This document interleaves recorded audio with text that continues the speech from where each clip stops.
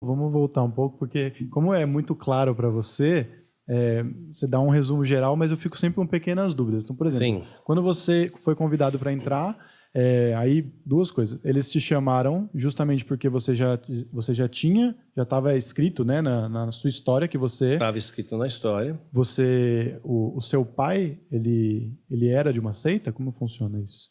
Tecnicamente ele fazia parte de uma seita, ele era um sumo sacerdote de uma seita. Eles já sabiam que ele tinha que gerar você com a sua mãe Uhum. naquele determinado momento. Você, durante sua vida, você foi religioso? Porque eu fico pensando assim, como a maioria é cristã no Brasil, sempre que alguém fala, recebi um convite para tal coisa, a pessoa já tem um certo preconceito de falar, não, mas eu não quero Uhum. me envolver com Sim, isso. sim. Em algum momento foi assim para você, ou porque assim, às vezes a pessoa vai pro satanismo por uma revolta com a igreja e Eu tal. tinha um preconceito com a igreja, sim, né? Eu vim de uma família católica não praticante e eu tinha, sim, esse preconceito. Uma vez eu lembro que eu entrei numa igreja, tinha uma placa bem grande, todos são bem-vindos. Isso tinha 16 anos, eu fui recrutado aos 17. Todos são bem-vindos. E eu era metaleiro, né? Cabelo comprido, aqueles brochinhos feitos de durepocas, era o roqueiro pobre, né?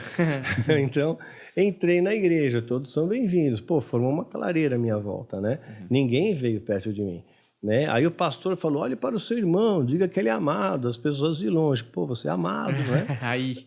Você é amado, né? Mas assim, eu não me senti acolhido naquele local. Uhum.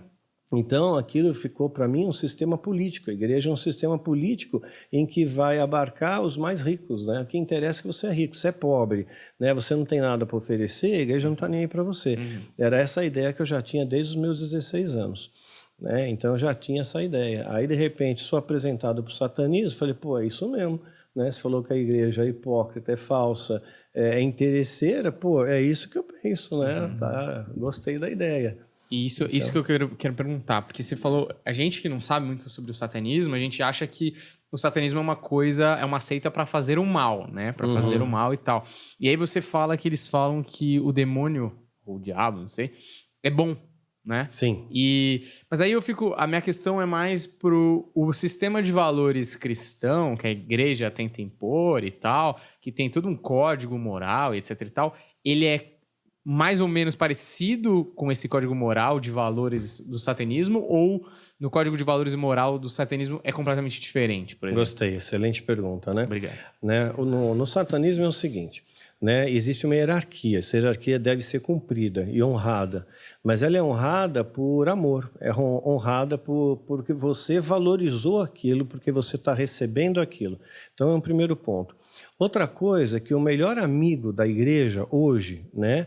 Isso falando da doutrina satânica, o melhor amigo da igreja é o diabo. Porque se não fosse o diabo, a igreja não teria negócio, né? Porque ela lucra através do diabo. O diabo vai te pegar, é a maldição do diabo, né? E agora vai acontecer isso, que é o demônio da pombagira, é o tranca-rua, é um monte de bobagem que inventam ali, né? Aí então sempre é o diabo. Agora, se não existisse o diabo, não existia igreja.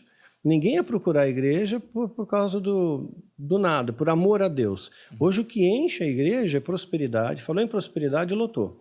Falou em milagre, lotou a igreja, né? Falou em bênção, lotou a igreja. Agora fala que a igreja vai falar de amor, vai falar de perdão, vai falar de redenção, né? Não vai, não vai. Então as pessoas vão por medo do diabo. Então, aí sim, no satanismo existe uma regra, né, um respeito hierárquico ali dentro também, né, mas é um respeito que não é pelo medo, né, e você é separado. Eles ensinam para você que existem dois tipos de inferno. Existe o inferno para aqueles que se dizem cristãos, mas não são cristãos, ou se dizem cristãos e pecam, né, e fazem aquilo que Deus não quer. Então esse é inferno para valer, esse é inferno de sofrimento. E existe o inferno dos órfãos, que é o inferno daqueles que são filhos do diabo, filhos do fogo. Então é um outro tipo de inferno. Ele é confortável, é legal, né? Temperatura ambiente e tal, né? Então é um inferno diferente, entende? Certo. Então eles acreditam nisso, que eles vão para o inferno melhor, né? Então é um outro patamar de inferno. Assim como existem 7 níveis de céu, pela conjectura judaica, existem 7 céus, né? Então existem também 7 infernos, né? Então você fica no inferno mais confortável. Então isso traz paz para a pessoa, traz serenidade. Ok, eu não sou castigado. Dentro do satanismo não existe castigo, né? Existe uma espécie de disciplina, caso você faça alguma coisa errada, exceto que você queira sair. Né? Logo de cara já colocam, o satanismo não é para todos, mas se você entrar, né, você não pode sair.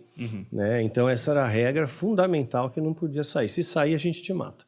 Né? Então isso aí era a grande coisa que causava o medo, né? O medo, pô, às vezes fulano sumia, pô, fulano sumiu, não veio mais na reunião, o que aconteceu? Tentou sair, morreu. Né? E a gente não sabia, porque antes eles alugavam crematórios. Agora eles têm os próprios crematórios, né? Sem corpo, sem crime, né? Então eles eliminam tudo, né? Eles não deixam pista por aí, não deixam ponta solta. Então, desde o início, é colocado um medo, até uma pressão do tipo, você tem que aceitar. Tem que aceitar. Se você é chamado, não Não adianta tem falar volta, não. não tem mais volta.